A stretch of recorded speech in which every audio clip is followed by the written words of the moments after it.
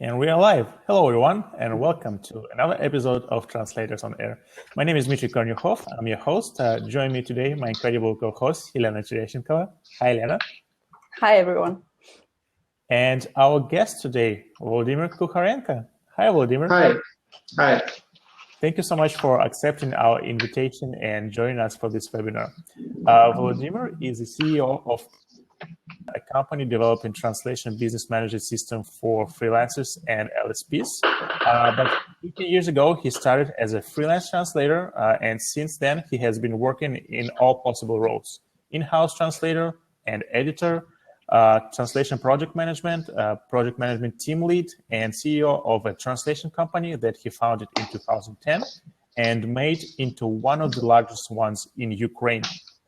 He also founded Protemos to share his experience of business management and provide business growth tools for language professionals.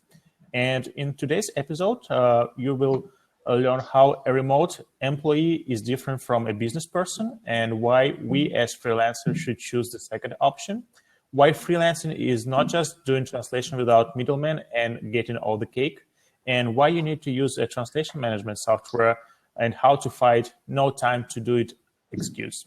But before we jump to the topic of our conversation, I would like to make a few announcements. As always, the 5th season of Translators on Air has been sponsored by our friends at SmartCat.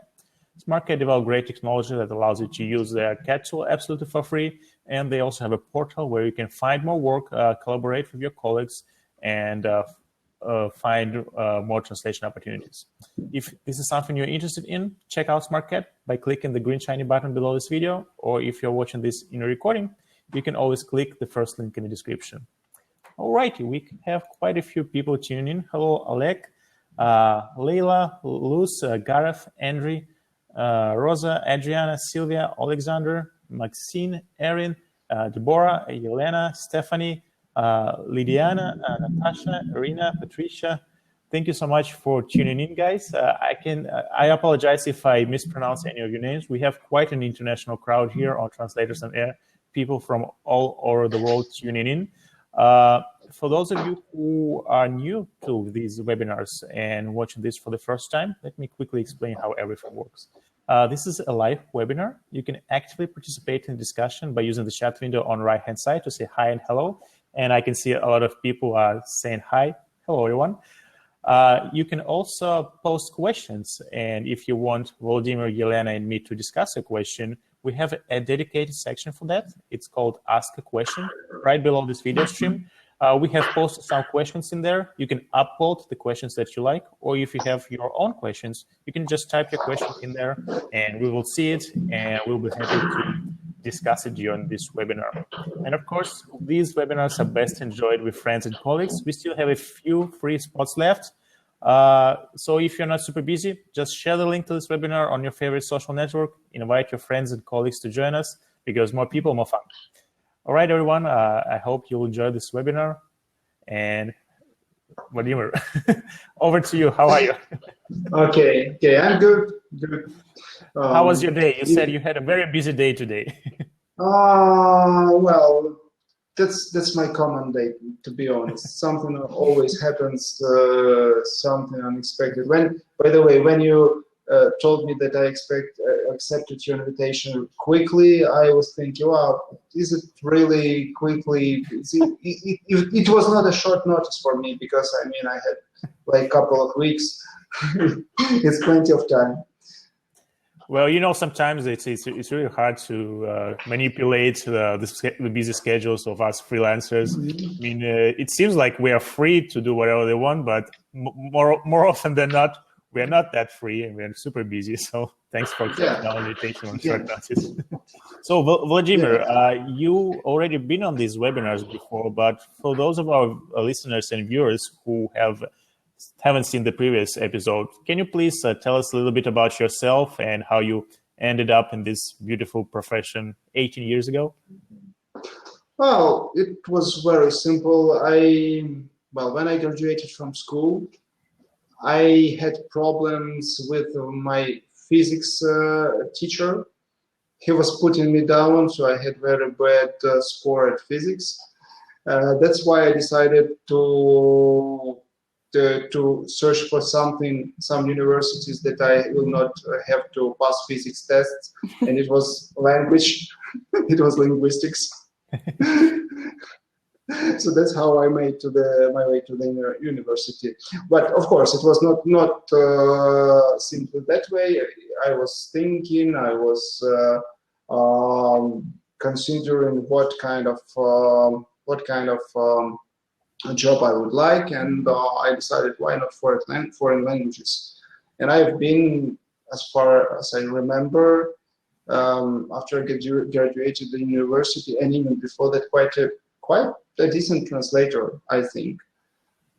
So so I think that I do not regret that choice, although this time I shifted more to project management, and software, but still translation is part of my life, and I'm still in this industry, and I'm likely to stand in it. Well, I will not live forever, but as long as I will work, I will probably be here in this translation industry. Interesting. So but what translation turned out, sorry, Dmitry, translation and working with languages turned out to be what you had expected it to be then, if you don't regret your choice. Well, I think I've always been curious to do something more, and managing building processes, building systems was kind of also my passion. So that's why first I started to train the translators, the new translators, how to translate, how not to avoid mistakes. Then I was doing it quite good, and I was appointed a project manager. So I was coordinating the teams. Then I was training project managers because I moved one level higher. Well, I could not reject all those proposals from my employer because after all it was advancement. It was I was getting higher role. It was a career. So I could not refuse a career. I would not say that, oh, come on, I don't want to be an editor. I don't want to be a project manager. I just want to stay quiet, be a translator. Of course, I could not tell that. So you kind of embraced it all, and I was just taking more responsibility. Mm-hmm. That is the key. I was taking more responsibility than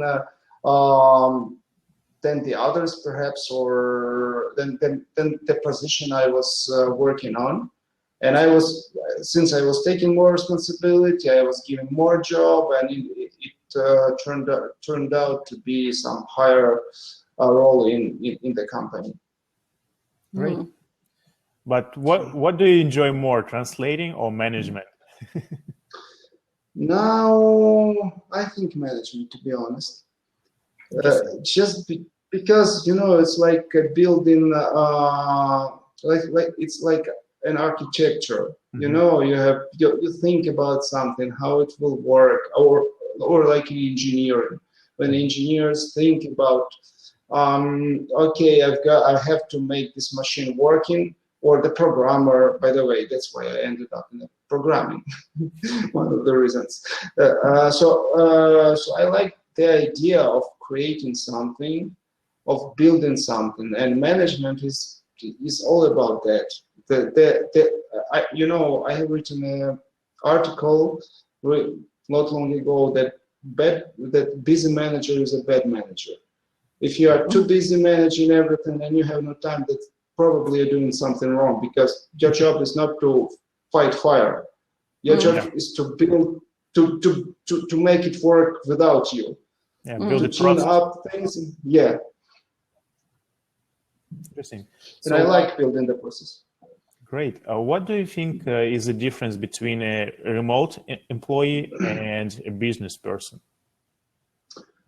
Well, this is the key question, because the difference between employment and being the business it's like difference between proactivity and reactivity. Difference between hoping that someone will take care about you, for example, your employee, or is that you that's going to rule it all? But many employees do not, when they dream about quitting their job and starting their business journey, they might be thinking like, okay, I'm here in the office, I'm translating,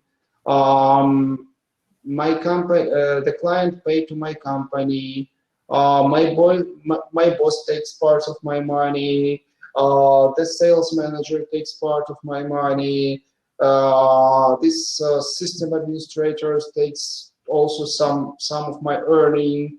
Why wouldn't I just take it all for myself?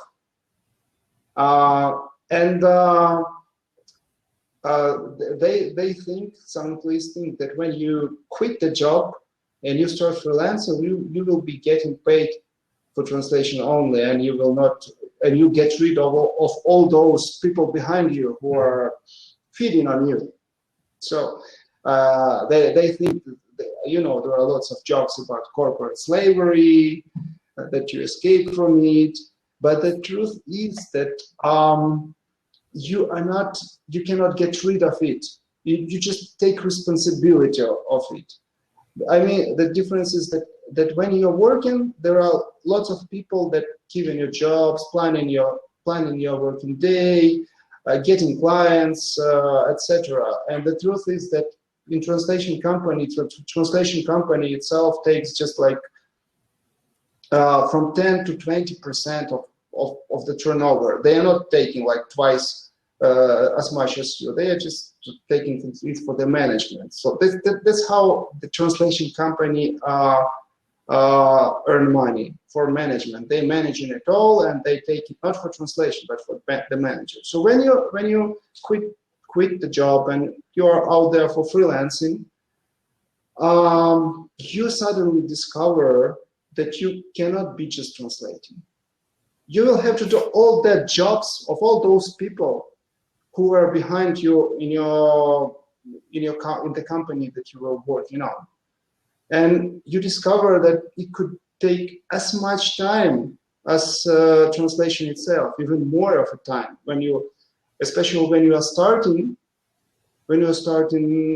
translation career, and you have no clients yet, or not enough clients to fill in all your working time. Then you'll have to search for them. Then you'll have to market yourself.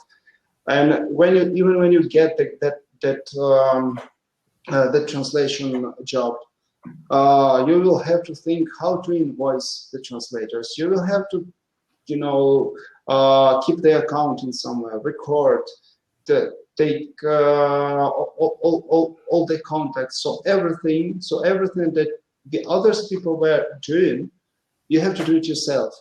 And that's and you have to take control of it. I mean, if you're not doing this but just sitting waiting, hoping that some customer who will hopefully remembers you will send you the job, so you're still like an employee, because you are not doing anything proactive with that. If you're doing anything proactive, you become a businessman. And even more than that, all those feature functions like finding jobs, marketing, etc., etc. If you go further and start subcontracting other translators, you will be able to replace yourself with accountant, marketing manager, or sales manager, or anywhere. So you will duplicate. You will eventually manage the company. But before, when you're just alone, you will have to take multiple roles. You're not a translator anymore. You're a multitasker that have to do it all. So sorry, Elena, go ahead. I just wanted to say that a lot of, and I'm talking from experience here, right? a lot of freelance translators really think the way you do. Especially, well, in my case, I have never worked in a translation company, but I've been working as a freelance translator for many years without actually realizing that I'm in business. So I knew that I have to find clients because that was how I got paid and paid my bills, right? But I didn't think of myself as a business. And at some point, things started changing, but I wonder if you have some tips on how the translators can make that shift, how they can change their point of view and start regarding themselves as small business owners rather than just freelancers. I think, well, in my case, it happened just naturally. But I think you need, if you do not have the idea, do not have the clue, you just need to learn. I mean, there are lots of courses online. There are lots of tips, lots of videos. Currently, nowadays, there are no secrets anymore. There are no secrets. You can do anything. You can go into the internet and find out how to, I don't know, raise pumpkins. Although you have no idea now. The same way you can learn business. It's just about motivation. I mean, answering how is not the primary question, because how can be found in the internet easily. I mean, lots of things. If you find some wrong information, next time you'll get some better information, and eventually you learn. But just make the move in that direction. It's about motivation, about going in the right direction, and that's it. If you feel that you're not good in doing business anymore, it's because you think so. Because it's just like any skill. Was you always good in translation like you are now? Probably not. No, I guess. yeah. So the same with business. You can just learn. You can look at successful ones. Check what they are doing. Copy some actions. Copy some steps, but not blindly, because it will not necessarily work in your case. But anyway, you can learn. You can watch people how they do. You can go to training courses. For example, I personally, in recent 2 years, attended like 5 or 6 courses on business management online. It's just you are sitting on your computer. You do not have to go to some school somewhere far away and get there in winter when it's snowing. So it's easy nowadays. I see. Just move. But do you think some people would be better off as employees rather than business owners? Because freelancing has a lot of appeal. Managing your own business also has a lot of appeal to people who are just starting out, or I want to be an entrepreneur. I want to strike it rich. But sometimes it's really hard because it's all about learning, growing slowly, learning from your mistakes, learning from mistakes of other people. So maybe it's not for everyone. Or do you think we are much better off if we choose being a business? As long as people believe it's not for them, then that's the truth. It's only how you take it. If you believe that you cannot do it, if you believe that you cannot do it, or if you believe that you can do it, you are right in both cases. It's getting philosophical here. It's all about that. I see. So you mentioned that running a business involves a lot of tasks apart from translating, and when you actually become a business, translation is not always your primary task. What are some other tasks that translators have to do when they are managing their business?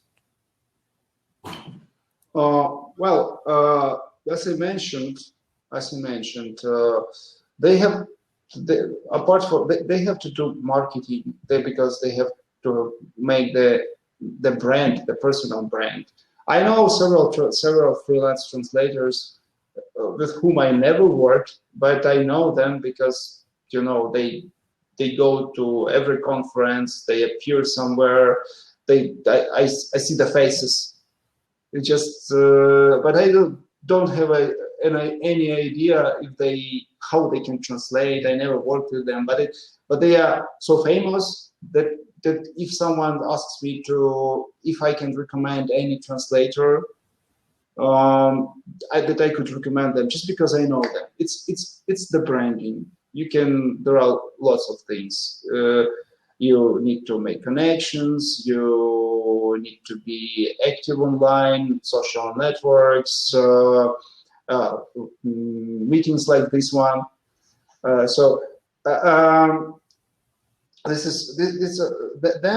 Then you have to, of course, search clients. It's also a hard job because it's not just sending emails, because as a CEO, as a former CEO of a translation company, I can tell that most of the emails are just not read because there are so many of them. So you have to find out how to stand out and get noticed. But also there is a very boring part of it all. It's planning, keeping records, scheduling, and invoicing, chasing for the payments in case if some client does not pay to you. It's also your problem that you have to get them somehow. You'll need to check the reputation of your potential customers, not to get into trouble of not getting paid. There are lots of other things, but one of the core things is as I call it, management. You have to plan it all, and you have to keep it in order. Many translators would think, why would I need that? I'm just one person. Come on, I can remember it all. I don't need to keep any records. I don't have. I'll just keep it simple. Use my email and that's it. I don't want to learn that accounting stuff. I don't want to have to record it somehow. But eventually, you'll have to do it. If you do not do it in an organized way, then you will do it in disorganized way. I mean, if you discover when the client does not pay, and you do not have all it in your records, then you will spend like 2 hours finding that email which you sent 5 months ago, and hopefully have not deleted to start the discussion, because you do not have records of that all.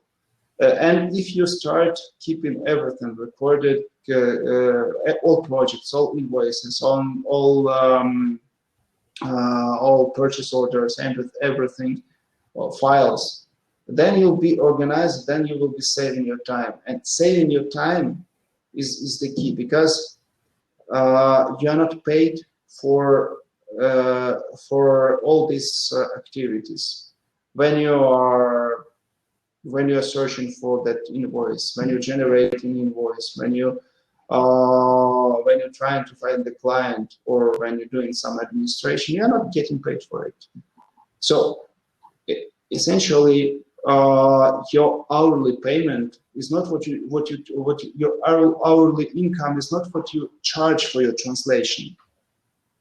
It's if you need to take hours that you spend on translation and hours that you spend on other activities, and then divide the spending per number of hours, and you'll get your real hourly salary.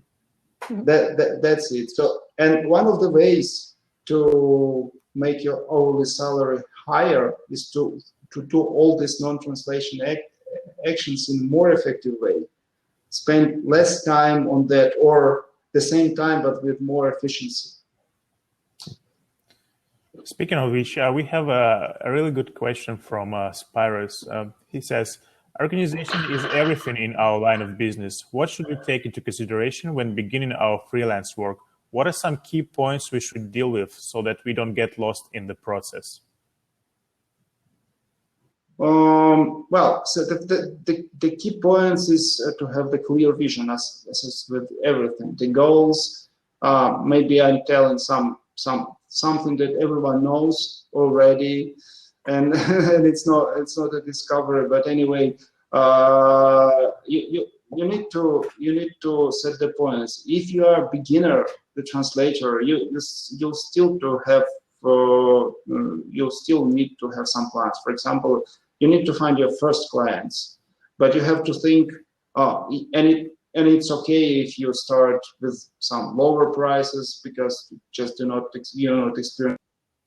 You have to think over and over, and then you'll have to work hard to get better clients and to go higher. It's all system. It's all should be systemized. It all should be analyzed, and keep everything, keep everything in records. Because, for example, in the end of the year, if you have some reporting feature, you may discover that some client who is eating your brain most of the time, just paying you just like 5% of your income. You may think, wow, why should I work for him? Maybe I should find someone easier to work. But it's because you see that, okay, it's 5% and I can easily get rid of that. I will not have financial problems because of that. But if you discover that it's 75% of your income client, then you will have to somehow live with it, at least for some period of time. So analytics is vital, even though even for one person. I see. You mentioned that having a system is very important, but some freelancers might argue that they're perfectly fine with a spreadsheet, or perfectly fine remembering everything, or keeping records very simple. Why do you think it is important for freelancers to have a translation management system?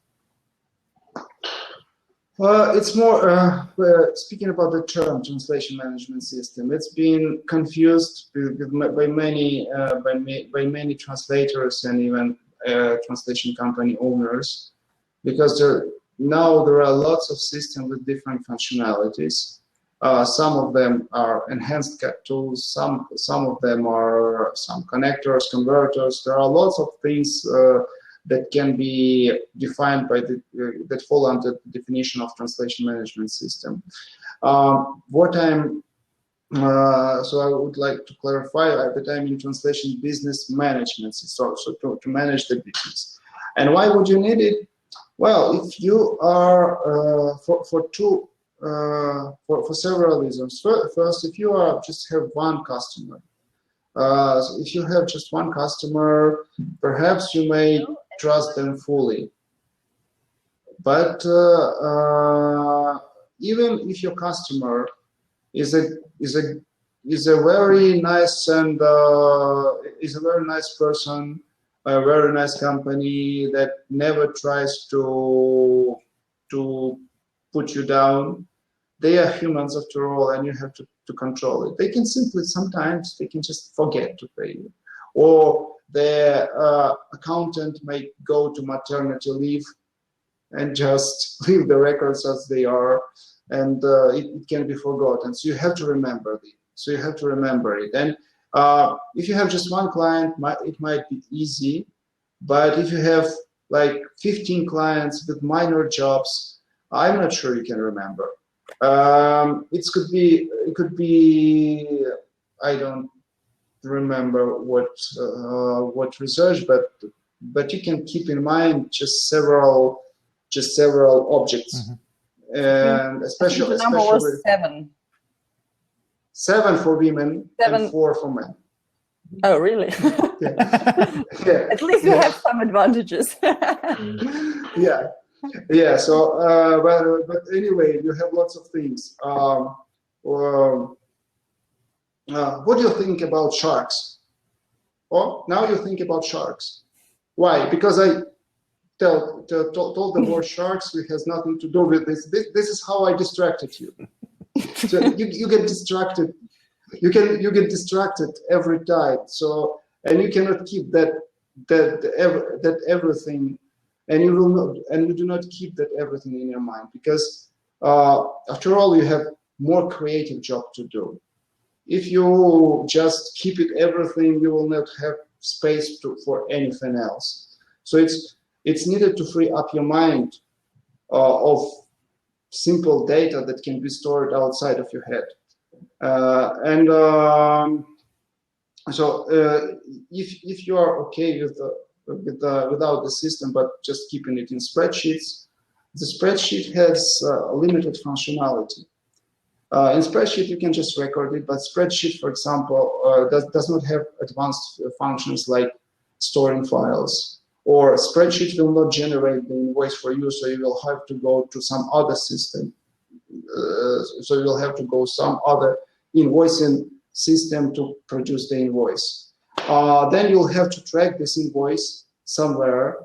Perhaps you will record this invoice in another spreadsheet or in a different column of the spreadsheet, and you'll have to remember when you send this, so you'll have to keep it in your calendar. Yeah, in your calendar. So lots of tools. Instead of, if you really want to keep records, but work without translation management and accounting system, then you'll be simply using many tools. You keep it in head, it is definitely not an option, because no human can do it for a long time. Then you have the choice of using many tools: spreadsheets, calendars, mail clients, file servers, what else? Invoice generators, lots of things. And if these tools are not connected between each other, you could have different numbers, different data in different accounts. And if there are some discrepancies, you'll have to check that email with that spreadsheet and make sure that the invoice is as it is indicated in the spreadsheet, that you did not make a copy paste error or doing something else. So it should be somehow unified. There are many systems for freelance. There are several systems for freelancers now on the market, so you are free to choose. Since I am CEO of a company producing one of these systems, I always say that, okay, especially to translation company owners, I'm thinking, it's okay if you select different system. I can understand if you select system that you select system of some other company, of some other producer, because you just like it more. It's okay. It's a competition. So, but what I do not understand, if you work without a system at all. I've been managing a translation company, and that would be nightmare for me. How these guys are doing? Yeah, how these guys are doing? I'm not sure. Maybe they're Supermans, or I don't know. But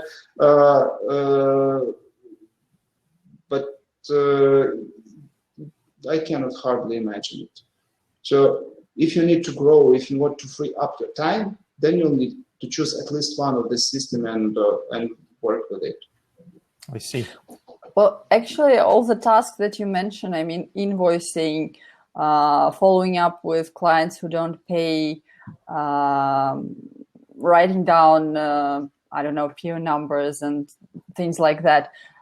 I think these are the most boring tasks that any translator would be happy to get rid of, or at least to do them in such a way that it doesn't might take up much of the time. Because I think that translators are usually have more fun translating, not taking care of those things. Mm-hmm. So how can your system, Protemos, help translators in the first place? Let's leave translation companies or small translation companies, probably for some other discussion, but just freelance translators. Mm-hmm. How can it help them take care of these boring tasks? Mm-hmm. It automates some of the things. For example, okay, you'll have to record the project into the system like you record it in Excel spreadsheet. Mm-hmm. That seems to be quite similar way. But then you can do lots of things. For example, the system, in case if you have many projects. In case you have many projects at the same time, the system will remind you that the deadline is getting close. That you'll get the email from the system about that. You can store the files there. You can store the files that the client sends to you, and then what you send to the client. It will be then easy to find. All those files are linked to the project. And if some customer comes back to you in 3 months and tells you that they would need you to redeliver the file with a very small correction, but they do not have that file anymore, could you please do it? You'll easily find just in a minute that file. So if you keep records, it would be easy to find these records in the future, and you will not lose your time searching. So everything is connected. The project. Interrupt you just for a second. So as far as I understand, you can upload files, your client's files, to the system, right? Mm-hmm. What about, if you want? Yeah. What about the confidentiality? Because that's a big issue for a lot of companies.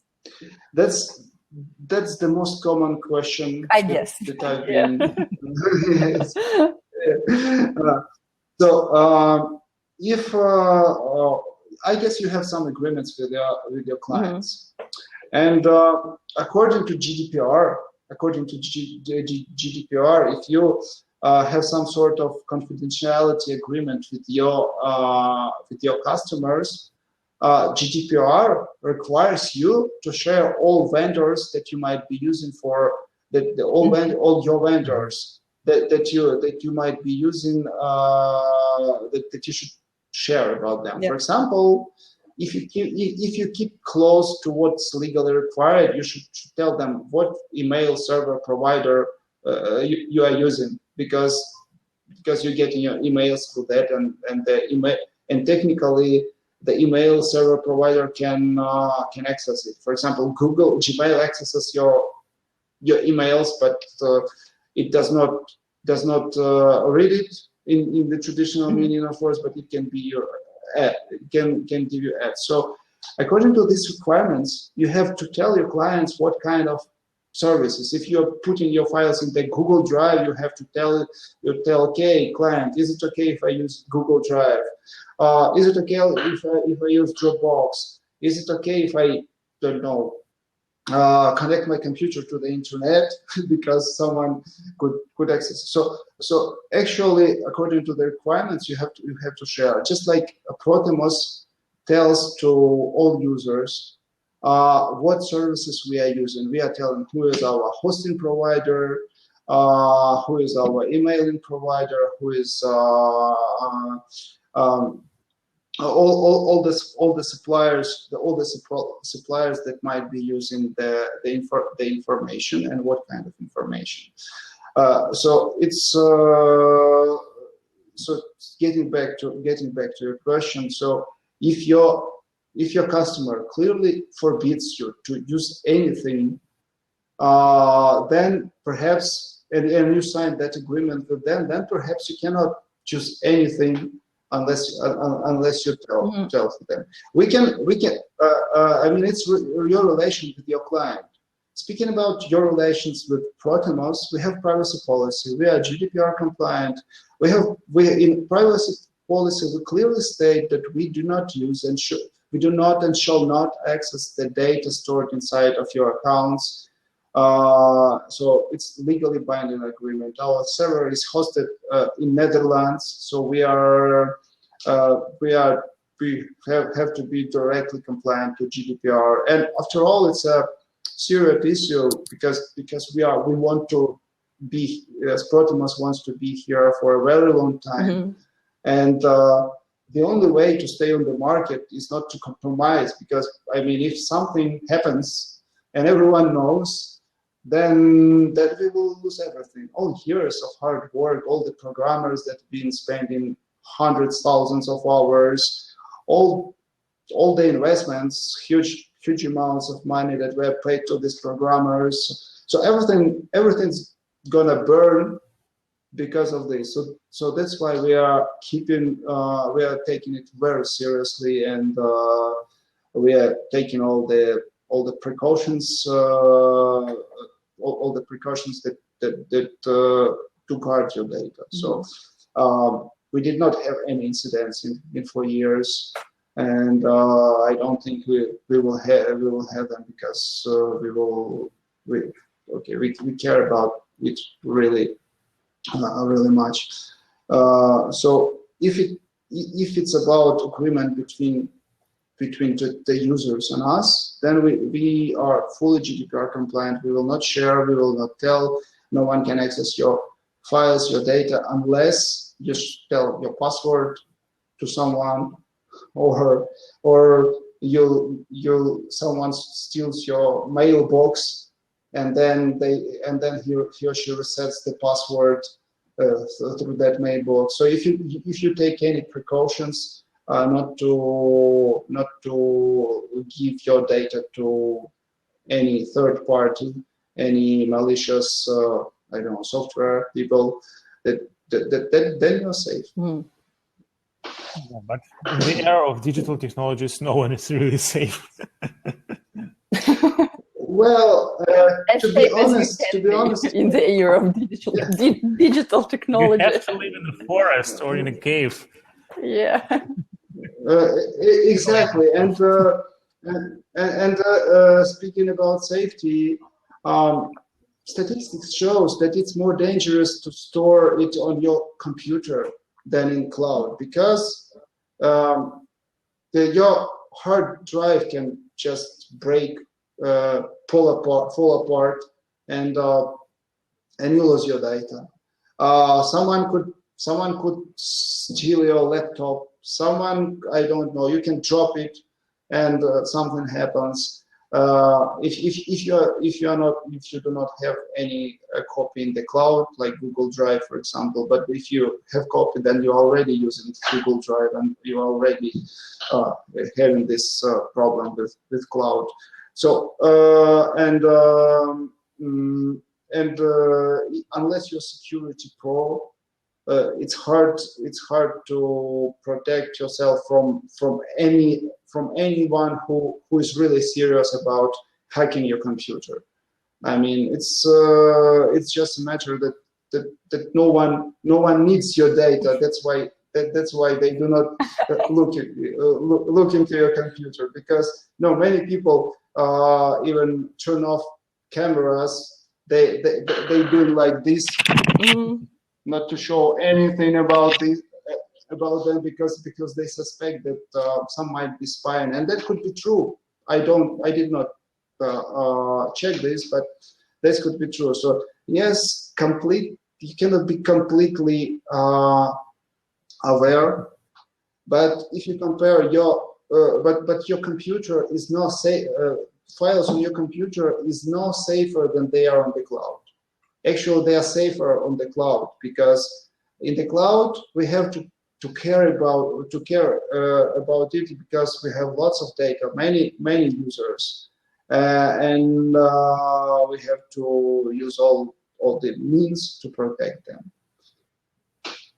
Great, that's very reassuring. So one. Go ahead, Lena, sorry. Going back to what we were actually talking about when I interrupted Vladimir, about the tasks that Protemos can help translators with.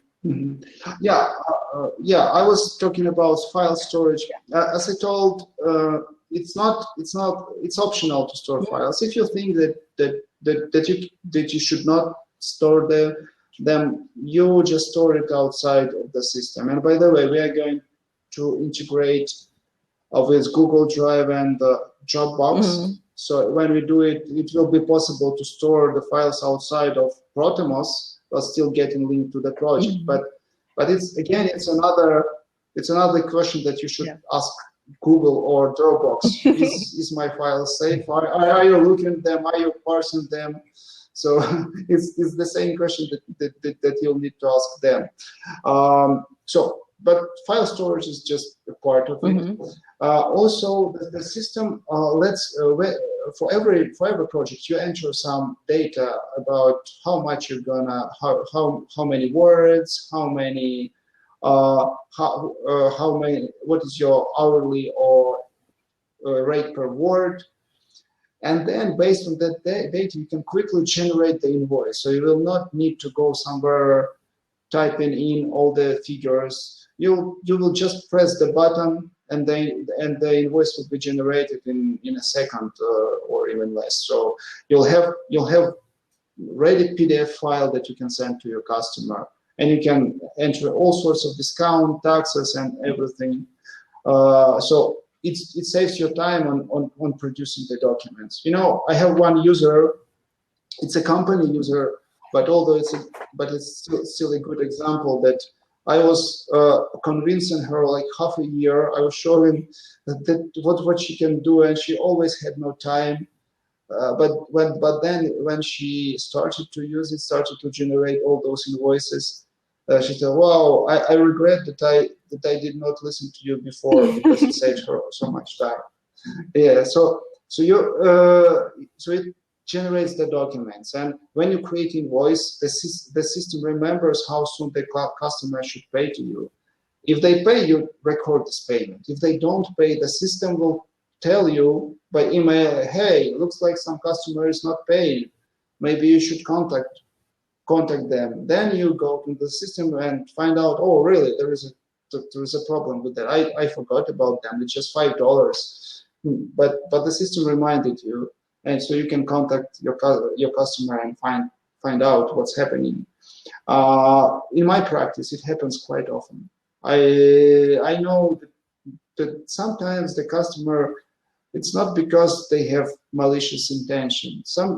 It happens really in my career. It did not happen much time. It was just a couple of times that the customers really did not want to pay.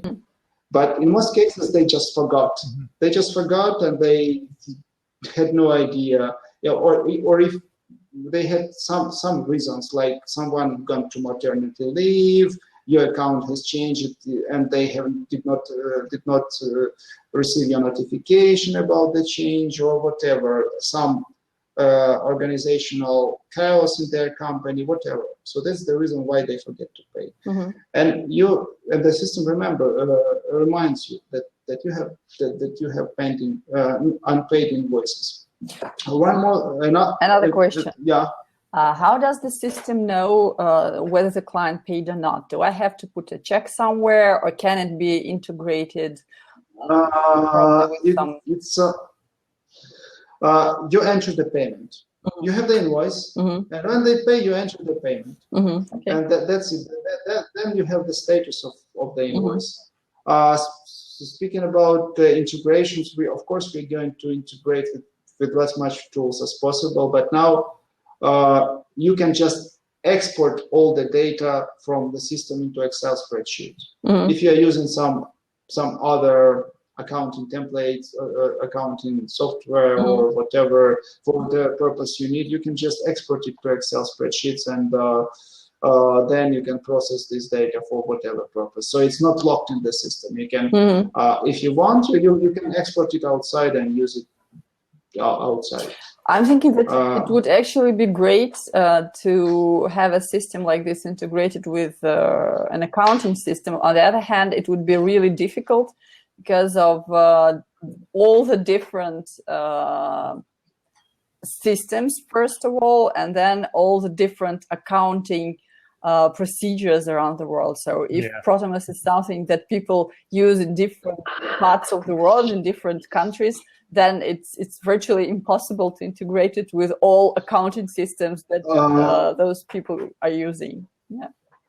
It's the problem we are thinking of. It actually, we are going to create API, which means that other system will be able to connect to Protemos database and pull and push the data into both sides.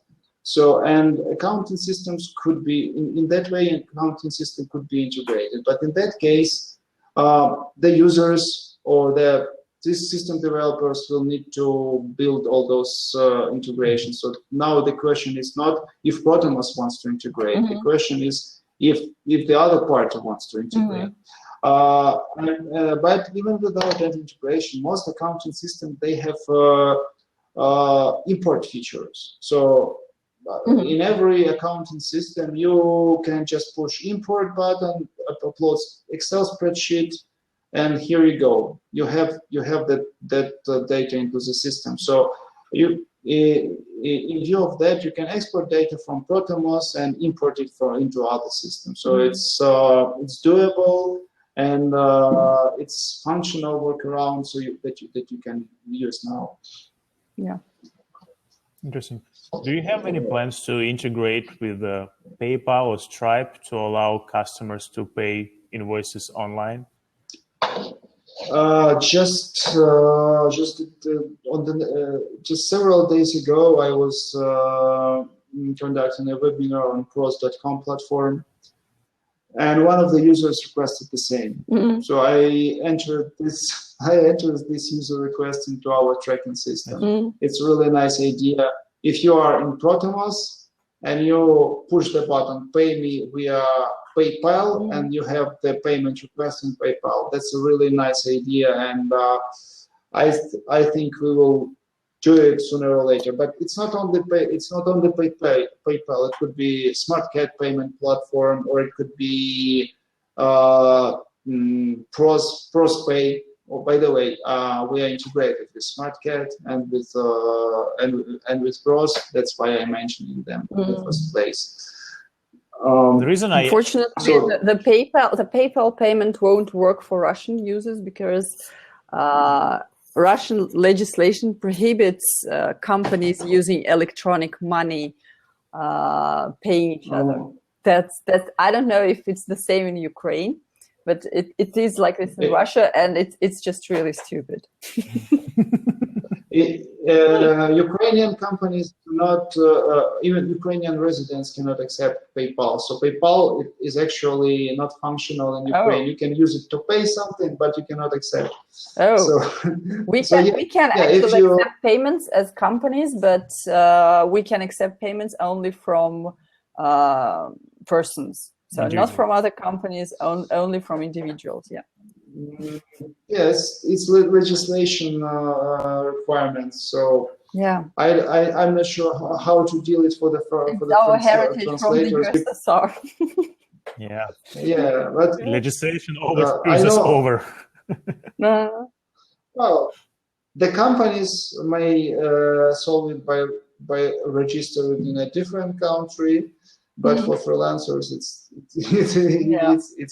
harder.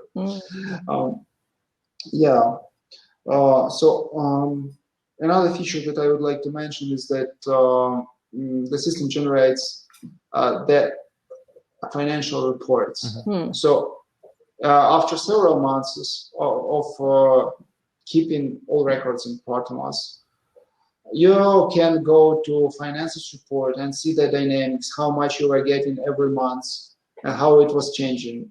You can see just general, and you can go to reports per client, and you can see the diagrams for every client. You can have the pie and see the shares of each client in your income. It's generated as graphics, and you can clearly see what clients pay you more, what part of your income comes from this client or that client. and it's quickly generated. Also, you can generate financial reports on how on which languages, or if you're providing different languages or different services like translation and proofreading. You can also generate the report which service brings you most of your income. So this is something that is also important to get the big picture, because if you have big picture, you can make your conclusions where to go. You know, at that several days ago when I was conducting the webinar, I asked a simple question: do you know how much you are making per year? And 30% told no. Yeah. So they do not control the finances. And it's very important, because if you know, it's not only about business, but it's also our everyday spendings. So, you know, when you get the salary and in a month you see there are no money and you do not remember how could you spend them. It's because there are no right records, and but if someone gives you records, you can say, "Oh, I'm spending like 20% of my salary on I don't know, on something that I could live without, on coffee, for example." Yeah. So it's really nice to have the picture, because if you in business, it's also important, because business is, after all, one of the purposes of business is to earn money, apart from other things, to be useful to your client, to bring value. But after all, you'll need to control the finances, and this way, with this report, you can actually do it by looking at this. Sometimes in my practice, when I first generated one of the invoices, I was surprised by the data, because I was thinking that it was different, even though I was managing a business. I have another question. Is there an some integrated way to track how much time you spend on certain tasks? Because you're talking about the bigger picture, and of course it's great to see all your finances spread out, and the fact that you can see how much money you got from each client is just fantastic. But if you could also see how much time you spend to earn that much money, that would be, I think it would be an interesting feature as well. So because you can earn more from a client, from one client, but you also spend twice as much time earning that money than earning money working for another client where you spend less time. You know what I mean? Do you mean the time that you actually charge the client, or the time that you just spend? I mean, do you charge for your client for the money that, or for the time that you spend, or do you have some agreed fee, and then you have different flexible time periods? How does it look? Well, I was actually thinking about just a time tracking tool integrated in the system, where you could just I don't know, something like Toggle, but integrated in Protemos. Or Rescue Time. Do you know? Or Rescue Time. Yeah. You see, the thing is that the technology of Protemos, I think, I only trust the programmers, but from my non-programming mind, I can imagine that it could be just technical problem, because Protemos works in browser. So does Toggle. But anyway, the session. Maybe we can think. I need to ask the programmers, but my thinking is that take the example to the session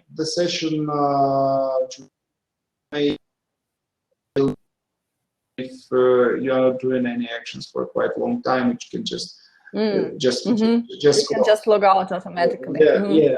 Perhaps in the future, as an idea, it could be that you have some time tracker like rescue type, and it's somehow integrated with Protemos, and it records some data into Protemos or something like that. So, but it's just my imagination that I'm having now. I think technically it is possible. The only question is the priorities, because we have like 500 requests, and we categorize them by priorities. Okay, what we should do next? This feature or that feature, and we see that some feature is asked by most of the users, so we decided to make this first. So if everyone starts screaming for this time tracking, then of course it will make higher priority and we will consider it. Anyway, if you have any suggestions, don't be silent about that, because if you are silent, we do not know. If you have some complaints or something that does not work properly, or you are missing something, we should know it. It's very important, because otherwise, this is the only way how we can improve it, because we cannot make the system out of our imagination. We can, but we can do something that is completely unusable if we do not. Yes, that's true. Yelena Jones in the comments says that the Coach Cat tool has this feature embedded. It shows the time you have actually spent. I actually never heard about the Coach Cat tool. But still, yeah, from my perspective, time tracking is kind of important, because like we talked during this webinar, we do a whole bunch of different tasks as business owners, and we have a whole variety of other activities apart from translation. So it would be nice to track those activities in one single tool and see your income, see how much time you spent on marketing and sales, maybe like a separate report, not directly tied into your income, just maybe like a separate graphic that shows how much time you spent translating, how much time you spent marketing, sales, etc., etc. And then you can look at your income and figure out whether you should charge more or less or whatever. Of course, but anyway, this is what I was talking about. If you have the reports, if you have the picture, it doesn't matter. If you have the picture of finances, you can make financial decisions. If you have the picture of time that you spend, you can make time management decision. That okay, I'm looking at Facebook too often while I'm working. Maybe I should somehow do it less, or something. I should not have played this computer game yesterday. Oh my God, just it was 3 hours till 3 a.m. So of course, if you can get the picture back of some results of your past activities, it's good. And so the only thing that, of course, we are trying, but not every aspect is in Protemos yet. But we are going, we are not going to develop it all ourselves. We are going to get integrated with other systems, because it's the only way to go. And in the future, like I was discussing, like I was telling about different tools not connected with each other, like Excel spreadsheets, generators, email, calendar. The same way in the future, no tool will be alone. So another reason to use such system is that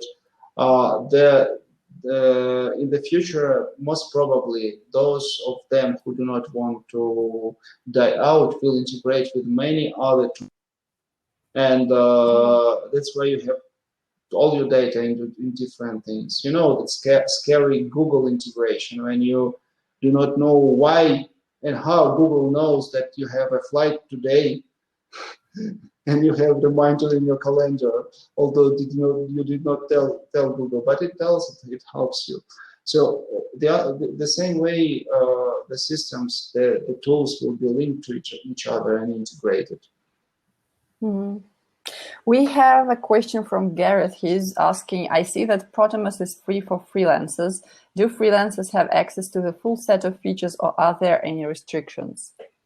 The only restriction is that it is for a single person business. Let me explain.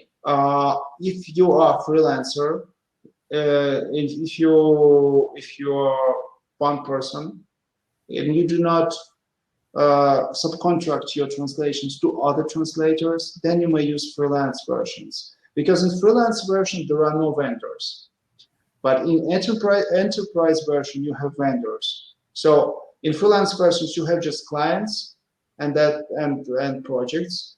In enterprise version you have projects, clients, and you have vendors, suppliers.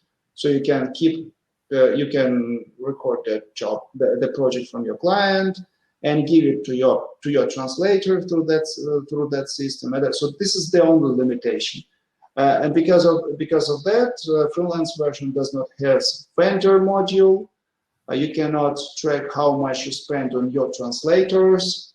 Your translators cannot send you the invoices through the system. So everything related with the subcontractors. Mm-hmm. Great. To wrap up our conversation, I just have to ask this question, although we probably could spend another hour talking about it or answering it, but it's the most popular question, the most upvoted question. So how do we find time for everything? Just, I don't know, your top 3 tips to find time for all the things that you need to do as business owner. It takes the effort. It takes the effort, of course. Have you heard about Stephen Covey squares of urgent and important things? So there are things could be there are 4 sections. It's like 4 squares. And there are important things, and the things can be graded by importance and urgency. Urgency, yeah. So the common mistake, of course, you always deal with urgent and important things because you have no choice. But the common mistakes most of people are making, everyone is making this in some degree, is to then they switch to urgent but non-important tasks, instead of focusing on something that is not urgent but important. But because sooner or later it will become urgent and important. You will have to do it anyway. So, for example, in case it's true when you have to learn new CAT tool, for example. You can skip it, but you know that its tool is getting through to the market, and in several years you'll have to know this. But if you do not do it today, some customers in 1 year will ask you, and you will be learning it in panic, or you will have to refuse to reject the offer because you do not know this. Speaking about implementation of systems like Protemos, it's more of a business owners, but for freelancers, it's true. You have to. It's like it's investment. You invest. People invest money to get more money. The same works for time. If you invest time in something that's gonna save you time in the future, that you should do it. Because if you do not do this, you will keep spending little portions of time, but in the end you'll spend several times more. This is what I already mentioned. One of the users who regretted that it took half a year for them to adopt. It's because they could save all this time. But I know it's hard for everyone. No one is exception.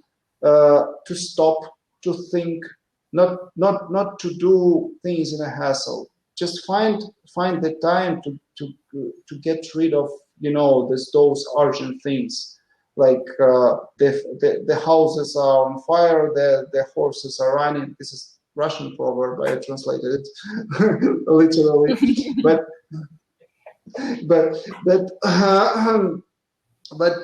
you have, sometimes you have just to stop, to plan, find some, I don't know, hour or some period of time just to plan, to put 1, 2, 3, 4, 5 what you have to do, and then do it according to the list. Make efforts. Maybe do not answer unimportant emails. Do not deal with unimportant questions, because you have to do some strategical things which will return your investment, the investment of time. Thank you very much, Vladimir, for providing a lot of useful information. I hope you guys found this webinar useful and will check Protemos out as well. Please also don't forget to check out the website of our sponsors at smartcat.ai, or just by pressing the green button below this video, or the first link in the description if you are watching this in the recording. Don't forget to share this webinar with your friends and colleagues, because they can find something useful for them as well. And you can also subscribe to our mailing list at TranslatorsOnAir.com so that you won't miss any future episodes. By the way, next week we'll have the last episode for this season, where, as usually, Dmitry and I will discuss what this episode what this season was like for us, and what we were up to these several months. So you can join us. Yeah, just the two of us. You can join us next week, as usual, on Wednesday. So thank you very much. Thank you, everyone. Thank you, Vladimir. Thank you. Thank you. Next week. Enjoy the rest of your day. Bye-bye. Bye.